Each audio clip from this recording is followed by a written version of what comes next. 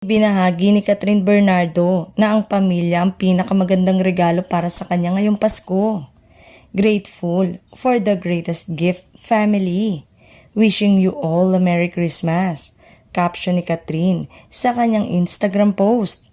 Kita ang masayang mukha ni Catherine sa mga larawang kasama ang kanyang pamilya na nagdiwang ng Pasko sa kanilang tahanan. Nagsalo-salo sila sa pagkain at meron ding gift giving. Binati rin si Catherine at ang kanyang pamilya ng mga malalapit sa kanya. Say ng source ay binati rin ito ng ex at aktor na si Daniel Padilla but this time wala na umanong pa-flower. Payag ba kayo magkaroon ng part 2 ang love story ng dating magjowang sina Catherine Bernardo at Daniel Padilla? Natanong yan dahil napakarami pa rin Katniel fans ang nagdarasal at umaasa na magkakabalikan pa rin sina Kat at DJ dahil sila raw talaga ang tunay na tinadhana.